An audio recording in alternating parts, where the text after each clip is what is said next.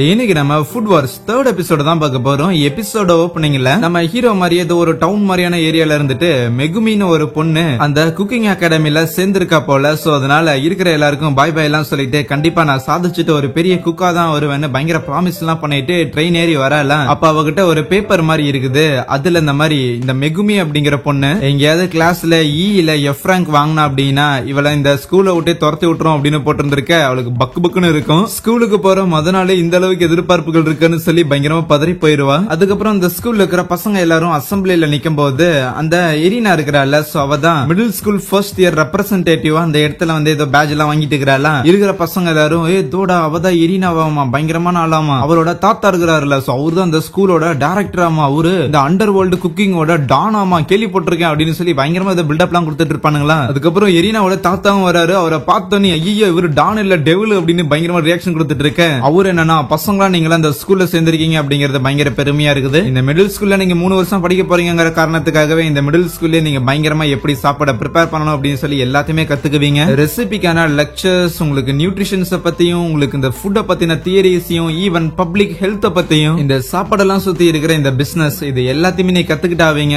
நீங்க ஒன்ஸ் இந்த middle school முடிச்சிட்டு ஹை ஸ்கூல் போக போறீங்க அப்படிங்கும் போது உங்களுக்கு இந்த குக்கிங்க பத்தின நாலேஜோ இல்லனா அது ரிலேட்டடான ஸ்கில்ஸ் எப்படி இருக்குங்கிறதெல்லாம் டெஸ்ட் பண்ண மாட்டோம். ஒரு செஃப்பா, ஒரு சமையல் கலைஞரா உங்களுக்கு வாழ்றதுக்கு விருப்பம் இருக்கா இல்லையாங்கிறத நாங்க டெஸ்ட் பண்ணுவோம். 99% உங்க வாழ்க்கையை நீங்க தியாகம் பண்ணி அந்த 1% செஃப்பா வாழ போறேன் அப்படிங்கிற அந்த வாழ்க்கையை நீங்க தேர்ந்தெடுக்க தயாரா? இதை கேட்டு எல்லாரும் பயந்துகிட்டு இருக்க. போன வருஷம் அந்த மிடில் ஸ்கூல்ல புதுசா பசங்க வந்திருப்பானுங்களா, ஒரு 800 பேர் வந்தானுங்களாமா. ஆனா பாஸ் ஆகி அடுத்த வருஷத்துக்கு போனது 76 பேர் தான். ஆவரேஜான ஆளுங்க எங்களுக்கு தேவை கிடையாது, கருணை காட்டணும் அப்படிங்கிற எதிர்பார்ப்புல உங்ககிட்ட இருக்கவே கூடாது. 1000 பேர்ல 100 பேர் மட்டும் தான் பாஸ் ஆகுறாங்கன்னா அந்த 100 பேர்ல இருக்கிறதுக்கு என்ன வழியோ அதை நீங்க பார்த்தாகணும். கண்டிப்பா உங்க எல்லாராலையும் பாஸ் ஆக முடியும் நான் நம்புறேன்னு அவரோட ஸ்பீச்சை முடிக்க. அதுவே எரினா இருக்கிறாள், அவ யோசிப்பா இந்த ஸ்கூல்ல இருந்து கிராஜுவேட் ஆகி போறாங்க அப்படின்னாலே இந்த சமையல் உலகத்துல அவங்களுக்குன்னு தனித்துவமான ஒரு பேர் கண்டிப்பா வந்து சேரதான் போகுது. ஆனா என் கிளாஸ்ல படிக்க போற பசங்களை நினைச்சாதான் எனக்கு ரொம்ப வருத்தமா இருக்குது. நான் பிறக்கும் போதே நீங்களும் பிறந்திருக்கீங்கடா, என் வயசு தான் உங்களுக்கு இருக்கு அப்படின்னா நீங்க அந்த இடத்துலயே தோத்து போயிட்டீங்க. ஏன்னா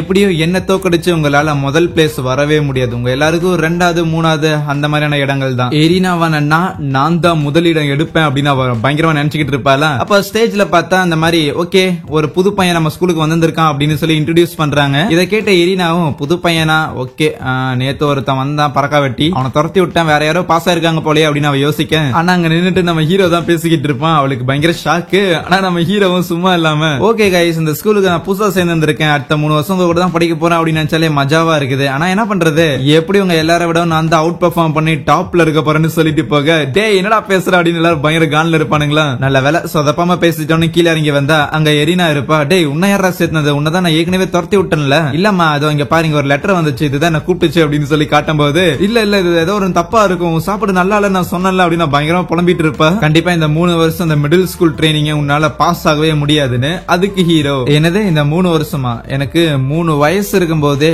என் கையில நான் கத்தி எடுத்தேன். அடுத்த 12 வருஷத்துக்கு எங்க அப்பா கூட நான் கிச்சன்ல தான் வாழ்ந்து வளர்ந்து இருக்கேன். சரியா, என்னோட சாப்பாடு கேவலமா இருக்குன்னு வேணா நீ சொல்லிக்கோ, ஆனா எங்க கடையோட பேர் அசிங்கப்படுத்தணும்னு நினைச்சீங்க என் வாய்ப்பே இல்ல. பாரு உன் வாயில இருந்தே என் சாப்பாடு நல்லா இருக்குன்னு சொல்ல வைக்கிறனா இல்லையா அப்படின்னு சொல்லி அவன் சவால் விட்டுட்டு இருப்பானா. இது எல்லாத்தையுமே எரினாவோட தாத்தா ஒட்டு கேட்டுக்கிட்டு இருக்க. இன்னொரு பக்கம் பொண்ணுங்க எல்லாரும் ஆமா அந்த புது பையனை பயங்கரமா ஸ்பீச் எல்லாம் கொடுத்துட்டு இருக்கிறான்னு பேசிட்டு வந்துகிட்டு இருக்க.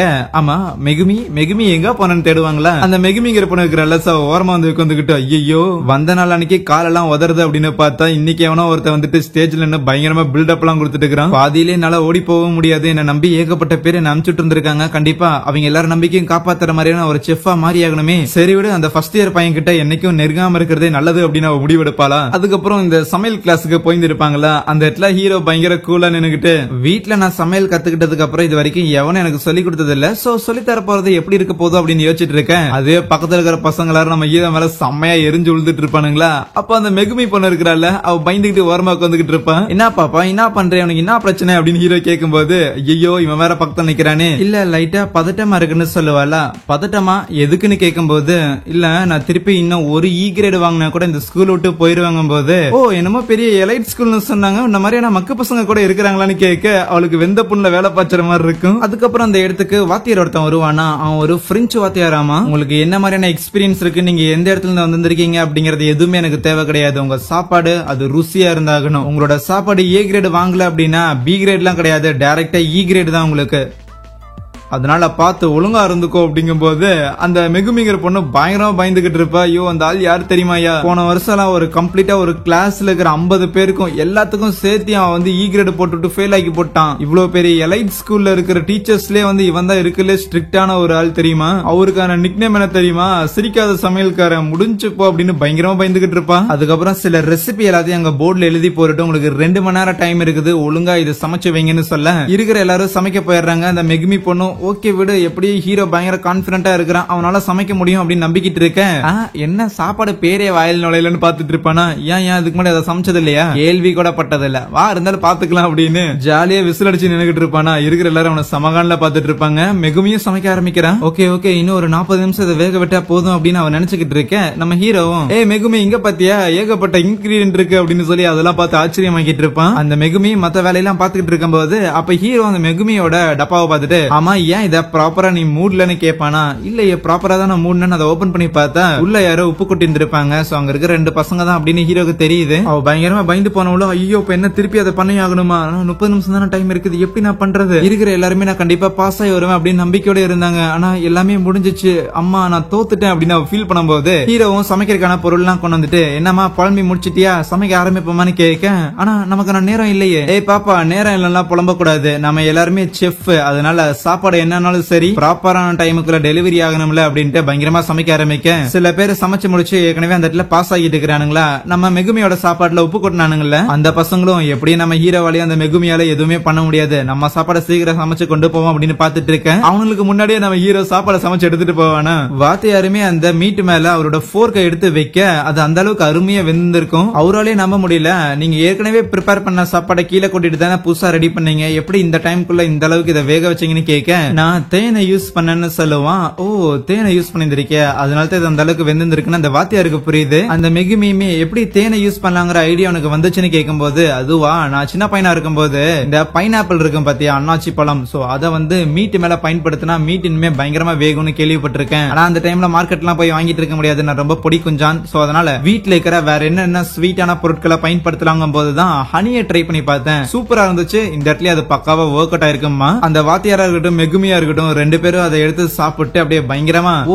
என்ன மாதிரியான ஒரு சாப்பாடு அப்படின்னு சொல்லி லைக் வாயடைச்சு போயிடுறாங்களா. ஈவன் சிரிக்காத அந்த வாத்தியாரும் சிரிச்சுக்கிட்டு தம்பி கண்டிப்பா உனக்கு ஏ கிரேட் தான், ஆனா உனக்கு ஏ கிரேட் தான் கொடுக்குறேன்னு நினைச்சா எனக்கே வருத்தமா இருக்குது, ஏ கிரேடுக்கு மேல ஏதாவது இருந்துச்சுன்னு கண்டிப்பா தேடி பிடிச்சி அதான் நான் கொடுத்து வந்திருப்பேன்னு சொல்றாரு. என்னது புது பையன் ஏ கிரேட் வாங்கி இருந்திருக்கானா அப்படின்னு சொல்லி இருக்கிற எல்லாருக்கும் ஷாக்கு. மெகுமியோட சாப்பாடுல உப்பு போட்டானுங்களே அவனுக்கு ஆச்சரியமா அதை பார்த்துட்டு இருந்தவனுங்க அவங்களோட சாப்பாடை தீய விட்டுறான். கூடவே கையில இருந்த உப்பு அந்த சாப்பாடுக்குள்ள கொட்டி போக வேற வழி இல்ல அவனுக்கு இ கிரேட் தான். ஆனா அதுவே அந்த பையனுமே ஏ கிரேட் வாங்கி இருந்திருப்பான். இருந்தாலும் நம்ம ஹீரோ மாதிரியான ஆளெல்லாம் என் கூட படிக்கிறதா சான்ஸே இல்லன்னு ஒரு மாதிரி கர்வத்தோட இருப்பானா. மெகுமியுமே ஹீரோ தனக்கு ஹெல்ப் பண்ணதுக்காக அவனுக்கு தேங்க்ஸ் எல்லாம் சொல்லிட்டு ஓகே இந்த அளவுக்கு ஒரு கிரேட்டான செஃப் கூட இருந்தேன்னா என்னாலே நிறைய விஷயங்கள் கத்துக்க முடியும் அப்படின்னு அவன் நினைச்சுக்கிட்டு இருக்க. நம்ம ஹீரோவும் உன் கூட சேர்ந்து ஒர்க் பண்ணதுல எனக்கும் ஹாப்பி, இன்னொரு நாளும் நம்ம கண்டிப்பா ஒர்க் பண்ணலாம், பட் அதுக்கு முன்னாடி என்னோட புது டிஷ் ட்ரை பண்றேன்னு அந்த ஸ்குவிட் இருக்கும்ல அதை ஹனில முக்கி கொடுக்கும் போது படுக்கையாளமா இருக்கும் போல. இன்னொரு பக்கம் எரினா ஸ்கூலோட வரண்டால சுத்திக்கிட்டு இருக்க. அப்ப அவளோட அசிஸ்டன்ட் மாதிரி ஒரு பொண்ணு இருப்பாள். அவ வந்துட்டு இந்த பிரெஞ்சு வாத்தியார் ஒருத்தர் இருந்தாருல அவரோட கிளாஸ்ல நம்ம ஹீரோ பையன் ஏ கிரேட் வாங்கி இருக்கானாமா அப்படிங்கும் போது அவ சமகாண்டாகிறா. திருப்பி அந்த நாயோட பேரை என்கிட்ட மென்ஷன் பண்ணத அப்படின்னு சொல்லி டென்ஷன்ல போயிட்டு இருக்க. அங்கேயே இந்த ஒரு எபிசோட முடிக்கிறாங்க. எனிவேஸ் வீடியோ பிடிச்சிருந்துச்சு அப்படின்னா மறக்காம லைக் ஷேர் கமெண்ட் எல்லாம் பண்ணிடுங்க. So thank you.